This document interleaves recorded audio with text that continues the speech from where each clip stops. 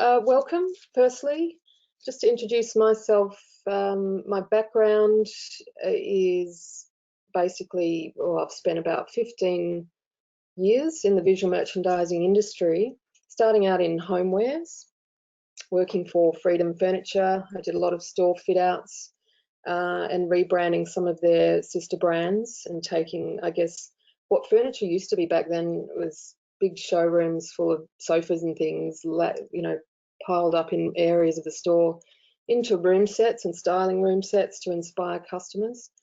So that was a really great kickstart to my career. And then I ended up working in taking on more management style roles within VM. And one of those was working with Columbia TriStar Films. So doing film layouts and promotions across Australia, so launching campaigns for new film releases and so forth. And that led to a national role, managing a team across Australia and different venues, different challenges for different stores and things. So it was a great time in my career life. And that led to another role, which was a visual impact specialist. And that really was primarily about acting as a pillar within the business for the creative sales and marketing group. And I then helped support individual brands on analysing their effectiveness in retail and helping train staff into getting more out of the impact in store and sales as a result. So that probably was one of the key turning points for getting into training and education for me. I really loved working with people and training in general. And so that spanned, a career in education over 12 years. The connection with the industry led me to work particularly in VM as a creative education platform, and I've literally built the VM course at Box Hill Institute from the ground up. So it's a really, looking back, a really interesting journey. And so for those of you that like a bit of variety and a career in creativity, it's certainly one that I can recommend. So look, now that we've got a few more people connecting to the webinar, if you missed that intro, you can certainly pick it up at the recorded session at the end. But what I'd like to do is get into, I guess, what we're here to look at today. So as an overview, I'm just going to get to that slide. Okay, so who is suited to visual merchandising? I'm going to talk about that, a course overview and subject content, creative career paths for graduates, and also how VM at Box Hill Institute will connect you with industry.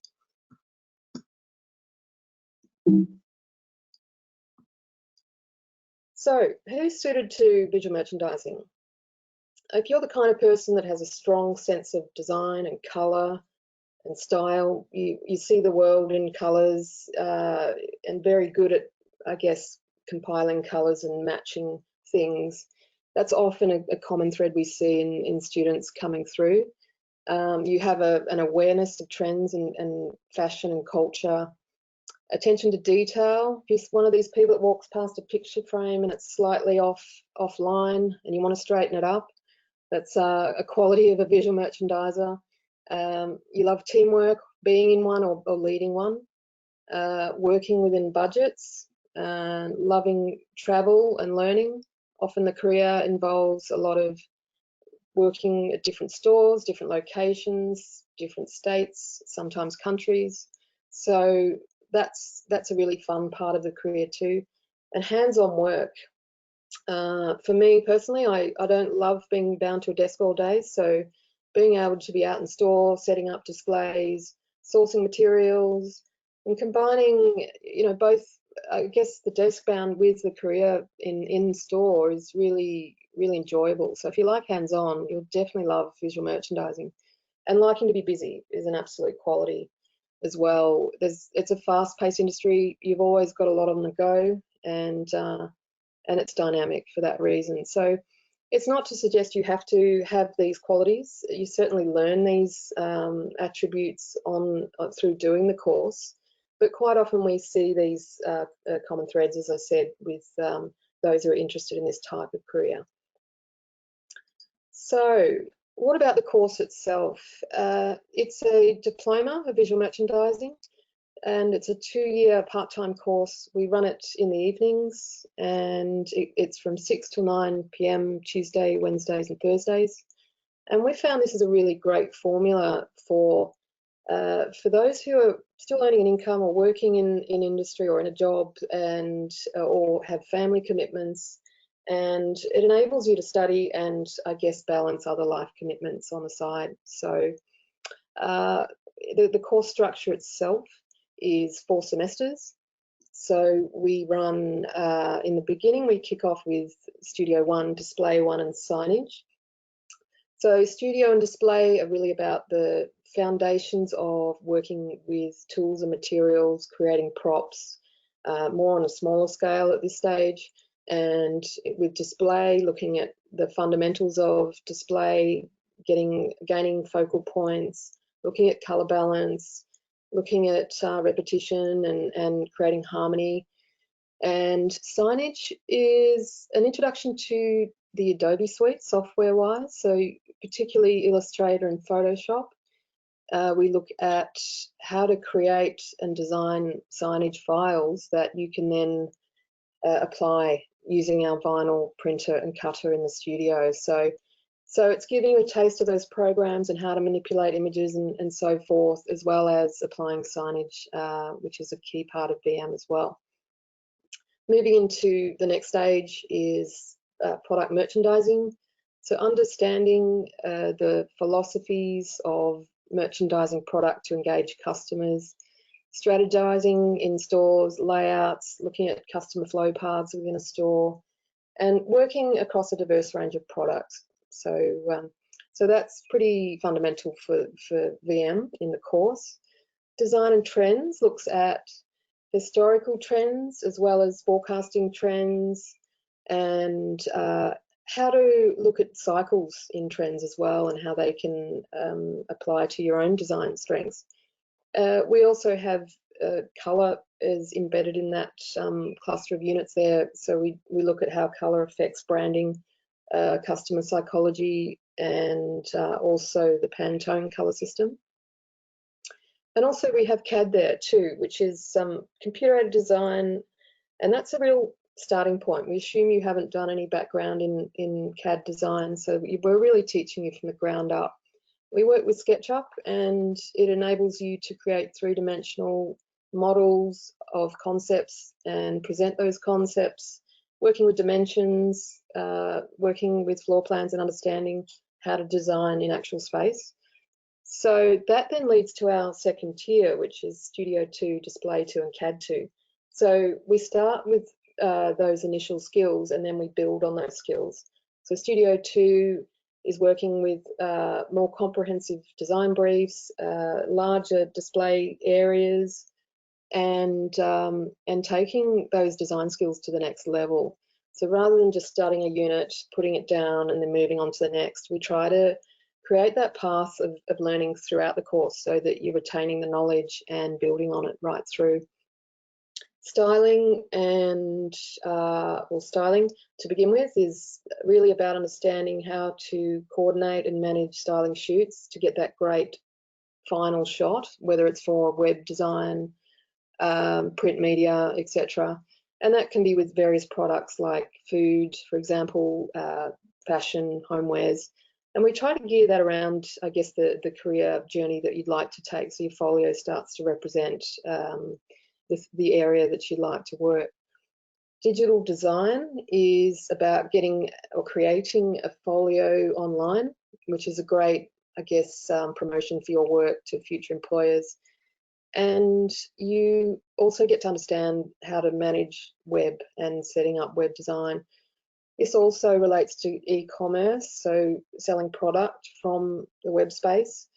And that is teaching you how to stylize for web so that you get that correlation between the retail experience and presence of brand into the online presence, so that we need to create that connection for the customer so it makes sense. So there's a bit of knowledge required there to be built. And then Then we work with professional practice, which that's about getting your resume intact, getting your folio ready, getting your job ready. And we go through a number of processes there to, I guess, help you drive that career path and start creating opportunities to get into the workplace. So that's a bit of an overview. And things we do in the course, live industry briefs. So we've done a number of fashion shows, working on events at Fed Square, hair and beauty events. And part of that process is doing conceptual design. So pitching ideas around theming and how to connect with that theme. And then the creative production, the making of props, the doing, which is the fun part for a lot of us. Installations, looking at how to bump in the logistics around that. So getting all the product to store or to an event space, and also bumping it out as well, or deinstalling it. So all those sort of project planning and time management things that go into play with it. And the industry experience. All of these things add to resume experiences throughout the course and are talking points to future employers about what you've done and sharing the story of how you got there. So creative careers for graduates. Exhibition design is an example, and you can see here in the images that students are helping set up an exhibition for Mirka Moira. This event was to celebrate her career as an artist, and she was a teacher at the CAE, CAE is part of our brand at Box Hill Institute. And the students were there to help bring this event to life. So using print media, using various elements within the display to help talk the story of Moira's life. And even when you look at what Moira's wearing in that dress there, that's a textile that she's designed for Gorman. And I guess that's why I've mentioned collaboration with artists, because so often in the creative field you are collaborating with artists, designers, architects, other people that have an interest in creative outcomes, basically. So events and theming, it could be corporate events. I've had students in the past get into wedding planning and styling. So you might end up being in a quite specific area of events, and a lot of people think it's just retail in visual merchandising, but events still have a customer base, if you like, or attendees that are wanting to experience a theme or whatever the event is talking about. So VM often gets involved in creating the atmosphere and setting the mood, and that's a really fun role for those who want to go down that pathway. Freelance display and design, so that's quite common, where students might want to drill down in a certain area of the industry, like let's say window designs for boutique stores like Chapel Street, and focusing on just that part of display. And signage and print applications, so that's a growing industry. There's so many possibilities now with print media and wide format, new materials, fabrics, wallpapers, adhesives coming out all the time, which really gives us a lot of scope to promote and to create. So that's just a few examples there. And what else? Obviously, retail, brand and merchandising. So working in either large retail department stores or independent smaller retailers. And that could be as a state role representing a number of stores, or a national role ultimately. Depends on the size of the business and the nature of the product. Styling is another career path for photography, for web design, even TV, staging, and that's a fun journey as well, which we touch on in the course, and your creative folio could be built around those areas if you wanted to go into that area of work. Computer-aided design is another growing industry. The SketchUp skills you learn in 3D design can apply to other industries too. including doing 3D printing and all those sorts of things. So just having the knowledge of how to create on the computer in 3D is really a vital skill, and often we find students coming back just to develop that skill. Spatial planning is really a job in itself, and understanding how customers navigate space, or understanding how to design a space for a specific function or purpose is really it's a fun job, I think, and if you really are interested in how people experience space. So so there's quite a range there, and I guess the industry is always evolving, so new job roles open up for different sectors for different purposes. So what I thought would be useful is to hear from I guess two experts that have worked in the field for some time with a comprehensive career, as well as have done the visual merchandising diploma. So Teresa Kerr is, well, she's worked for a number of key brands in Australia like Witchery, Mimco, Jeans West, and she's currently the National VM Manager for Mecca. So really quite a diverse background. And Angela Savas is, well, she's a creative and strategic VM manager with solid experience in local and global fashion brands, working with Calvin Klein, Scal & Theodore, and also has launched, and basically her career highlight, as she points out, is launching Uniqlo in Australia and opening 12 stores in Tokyo as well.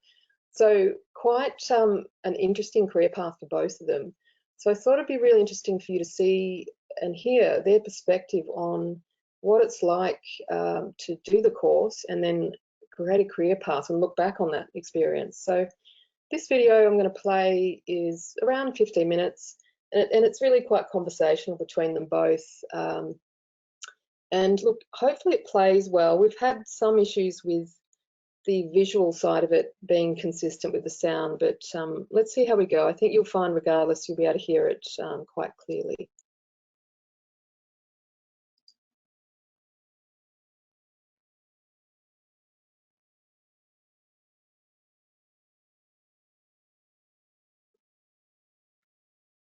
Hi, I'm Angela. And I'm Teresa. And we both have a career in visual merchandising that expands over maybe 15, 20 years. Yeah. Correct? That's right. We both did the VM course, and we are currently in retail roles. So what are you doing, Tess? So I currently work for Mecca. So that's quite a different type of VM. It's very different to where I have been. I guess I work a lot with different brands and more product placement within store. Whereas previously I've worked for Jeans West, Mimco and Witchery, which is more, I guess, apparel, hands-on merchandising and things like that. But yeah, definitely a great variety of Australian brands. Yeah. How about you, Ange?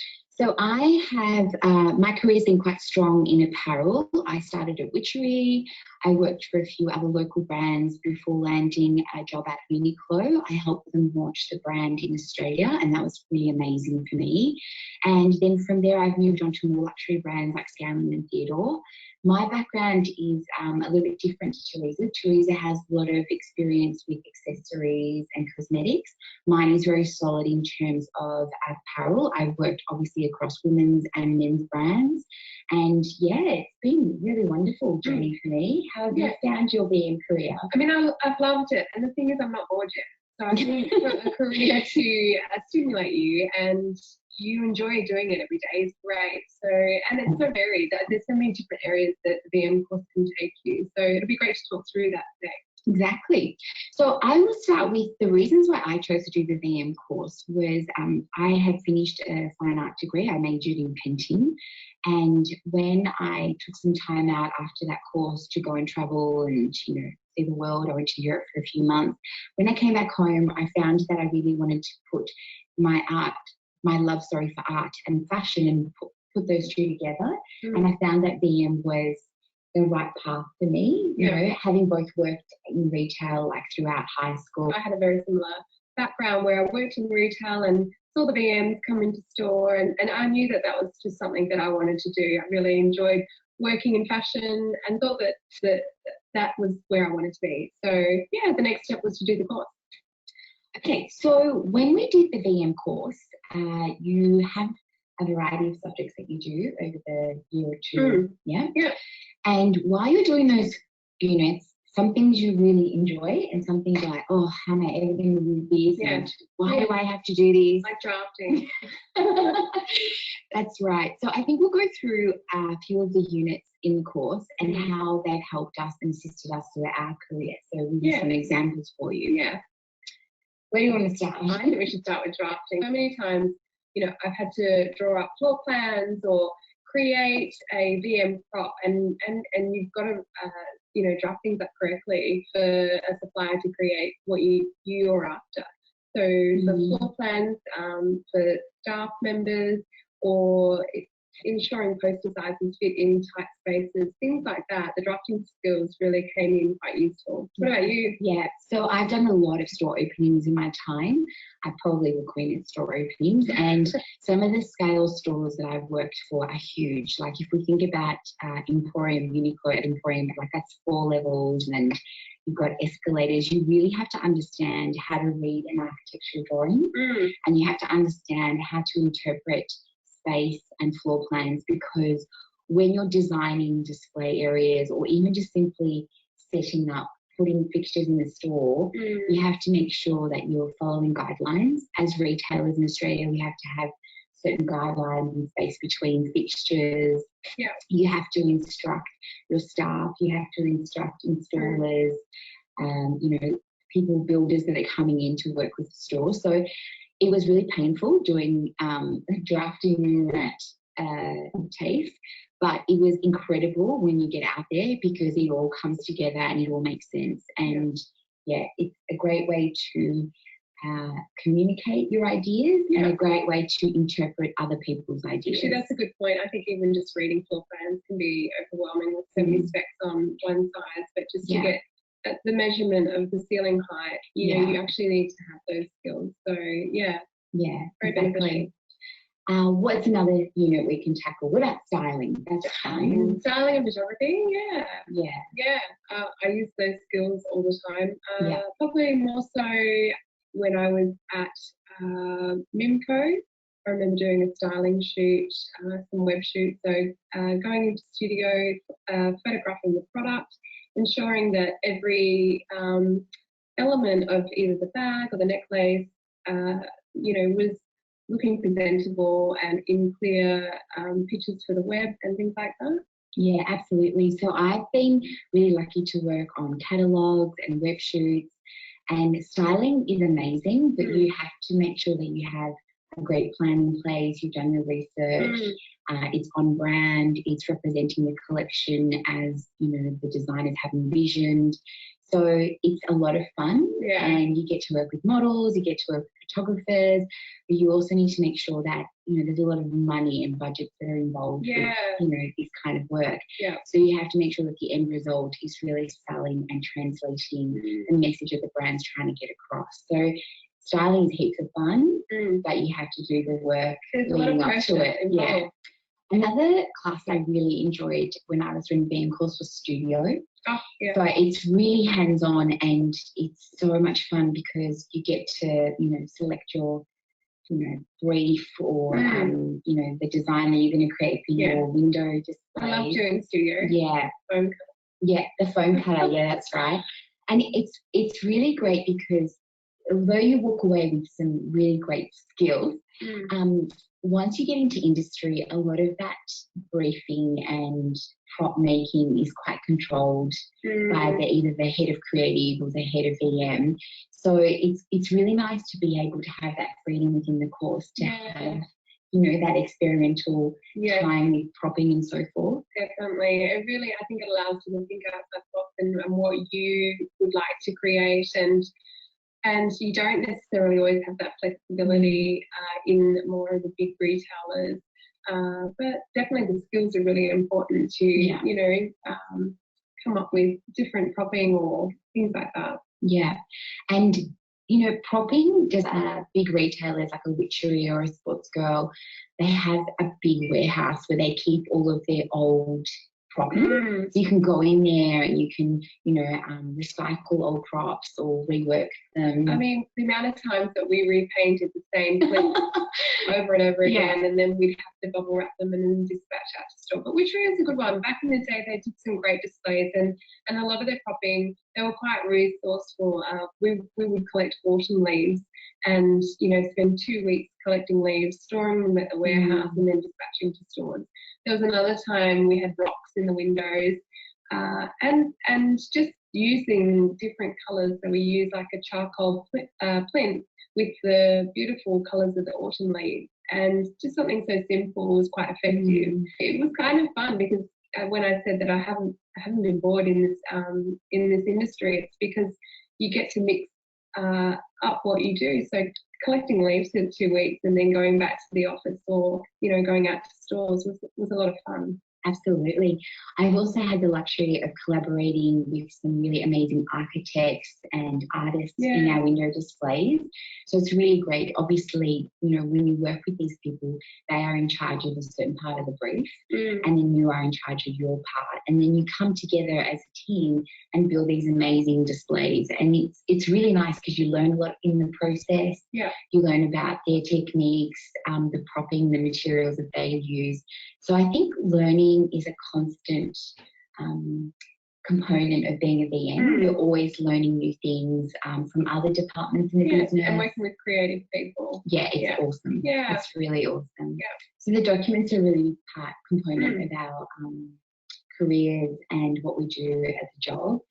Usually when we've created a new layout in a store or a window, you have to document that and you need to communicate that, because you can't be in every state or you can't be in every store. So you either have the team or you have the store teams that install and roll out your direction. So clear documentation is really important. And one rule of thumb that I've learned throughout my career is that teams don't necessarily read. So it's really important. And I say that because I'm a skimmer and I'll skim through things. And that's what the store teams do as well. So it's important that you have clear information in photos and arrows and I think, also signage and be really specific. So I think the course in the Illustrator component, the Photoshop component, all those are really important in this career. Yeah, absolutely. Yeah. Displays and VM display, and I think when I initially wanted to do the course, I was very much heavily focused on fashion, but I think I've really utilised the display skills that the course teaches you. So the repetition, the balance is a big one. I remember doing a hardware setup at the course, just going, why am I doing hardware like it was for a Bunnings display? But yet those skills, they're all transferable, and I remember just doing it thinking it is really beneficial, and I did go into other areas, not just fashion, like accessories and the balance and repetition and colour balance and pyramid formation. Just learning about all of that was, I think quite... it's essential. Yeah. It's like you use that every single day on every project that you work on, and, you're taught how to use those art theories and design principles throughout the course, and you use them with every single assessment that you do, every single project you do, and it's really important. And then, once you get into the workforce, it becomes second nature to you, Yeah, so it's really important. While you're working and finishing this course and, trying to do some work experience or get some projects, throughout the duration of the course, you have to be really good with your time management. And that's something that you will carry throughout your VM career, because you're always juggling all these different projects at the one time. Multiple people are contacting you for questions. So time management is a huge one. You're working on the next season launch, you're working on a PR event, you're working on the next campaign or the web shoot. So, you have to be really good with the way you manage your time and how you communicate with everybody and how you meet all your deadlines, which is also really important. Yeah, definitely. Actually, that's another thing that I recall working a lot on is PR shoots, which was a bit more of a detour from, what I initially thought the course would be about. But yeah, it just, I guess, brings to mind that there's many other elements to VM, doing sort of a PR setup where you've got table settings, the propping mannequins around, racks around to talk to the new range, or what it might be that they're launching. Those skills from the course have become really important for those sort of things. Exactly. So the marketing team, the PR team, they're an extension of that team. When you have these events, they'll reach out to you. They'll say, can you dress a few mannequins for us? We need help with the table setting or with some propping. Yeah. So that's another project that you work on, which is really awesome. Yeah, which I think the course is like really interesting in that respect, that it does take you off to a lot of different areas. And that I think I've taken from the course is the connections that I've made. So people like Ange that I keep in contact, and we bounce ideas off each other. Ange helped me get my first job. So, it's and a lot of our sort of friends from the course have gone in different areas. Yes, they have. So let's talk about that. So we have a friend of ours that did the course with us, and her strengths were the design part. She was really good on Illustrator and Photoshop, and then she recently has gone back and studied interior design. She's currently based in Italy. She's working and living in Verona, and she's working for some really amazing companies and doing some really great projects. So retail wasn't her thing. She really veered into the interior side of it. I have another friend who has started her own business. So she's doing a retail consulting business. She's a great all-rounder. She has really good business knowledge and is very commercially driven with her aesthetics. So she's doing great. Teaching as well. And she's teaching it. There's also a lot of work in styling at the moment. Not only styling events, but styling celebrities, getting on, TV programs, movies. You can be really great at doing wardrobe styling, costume styling. So it's not just very set in retail. Not at all. And it doesn't always have to be apparel. Like there's a lot of, at the moment, there's a massive boom in the homewares industry. So there's like people are investing in their homes. Obviously, we're spending a lot more time at home. So they're renovating, they're investing in furniture and lighting. So there's lots of different avenues you can take. It's just really about applying yourself in the course and trying all the different units and working out where your strengths are and your passions are. Okay, so while we wrap up, what's your piece of advice to these students? Just get yourself out there, work hard and, make it, I think in the early days, I worked so hard. I remember the hours were intense, but if you just always have a can-do hat on, then, you can go far in the career, but it's just about having the right attitude and doing the hard yards early on, because that's how I feel that I grew within this business, was just doing the solid hours. We used to do 7 till 7 at times, lugging, bags of rocks around to put in window displays. And it did break some people, but others, it's like once you get through those hard yards, there's some great rewards. So definitely. What about you, Ange? My words of advice to anyone doing the VM course is understand who you are and what your passions are, and set yourself some goalposts. And you have to just get in there, try everything, ask lots of questions, be willing to learn and open to new experiences. And along the way, along your path, you'll find where you need to be. So I've recruited people who have very minimal VM experience, but they have the right attitude. And they're a great culture fit for the business. And on that note about recruitment, when someone that I'm interviewing has done the VM course, they're definitely ahead from the others, because I understand what's involved in the course. You just want to know when you hire somebody that that's where they want to be. I think, if I get a fashion designer, or somebody that an interior designer, I think I just want somebody that wants to do the VM. So I think it speaks volume if you've done the course. And because we've done the course, we know that they have a good good set of skills from the course. So, it's a great way to have that person on the team and get started. Yeah.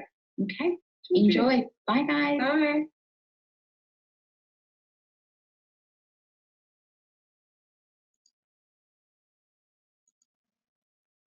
Okay, welcome back everyone, and thank you for your time in listening to that video. I hope you found it insightful. I think it's always interesting to get a range of perspectives on what the industry's like, and particularly for those who have done the diploma as well. So what I also want to talk about was how Box Hill Institute connects you with industry. And so we do work placement within the course, and this picture you see here is students in the Myer Melbourne window doing installations with various products. And one of the reasons we like working with Myer, that there's an opportunity to work with fashion of different genders and age groups, and toys and homewares. So it's a great opportunity to get that in-store experience. And we've done mentorships with Sportsgirl, getting one-on-one experience with a key VM staff member who can just really show you what it's like a day on the job in the role, and rolling out campaigns for key promotional periods in flagship stores. Live event experience, so as I mentioned, fashion shows, various events that come up as part of the course, exhibitions, etc. And overall industry experience, where the students have recently finished doing a conceptual design for an independent coffee roaster business. So quite a diverse palette of experiences to gain skills and find out where your passions lie. So now, whilst I don't have Ange and Teresa here today, I'm sure if there's any questions specifically for them, I'm happy to pass them on and get the responses back to you, and also welcome any questions for me. And I'm sorry we've gone a little over today, but one question I can see now is, do you need a folio to enter the course? Basically, we want to see your examples of creativity. So we don't necessarily need a fully polished folio. We really just want to see how you are creative, and that can be through photography, through drawing, painting, illustrating, whatever your skills are. We just want to see some examples. You might have made a garment or whatever it is. It's really a talking point around why you're creative and how you think that can apply to the course and the industry. And we often talk in the interview about how, or finding examples out there of good and bad visual merchandising. So simply going out, looking at stores, taking some photos of what you think's great and what's not. And that's a really interesting talking point in the interview about what your impression of the industry is and what you like about it. So we're really just in the interview process wanting to make sure it's the right course for you and that you've got all the knowledge of what you're taking on before starting. So you can certainly find out more about that on the website on booking an interview and inquiring further. Another question I can see that's come through is how has COVID affected the course? Well, like many of us, we've had a massive learning curve at this time, but it's been really interesting how we've been able to transfer some of our content online, and we've still been doing some of our practical requirements for the course on campus. So just timing that safely around others on campus and trying to minimise the amount of people in the same place at once. But certainly we've managed to accommodate that, and for second semester, we will be doing some what we call blended learning, which is some online and some face-to-face, doing some of the more theory-based elements of the units online, and doing the practical tasks on campus. So I hope that answers your questions, and I'm more than happy to be contacted outside of the webinar, and willing to answer questions and talk to you more specifically about your interest in the course. So thank you so much for your time today, and I believe you'll be able to get a link for the recording of this webinar. And following this, I think there's a little bit of a video on how you can apply through Box Hill. So I'll hand that over now to Elise, who will form that video for you to view now. Thank you so much.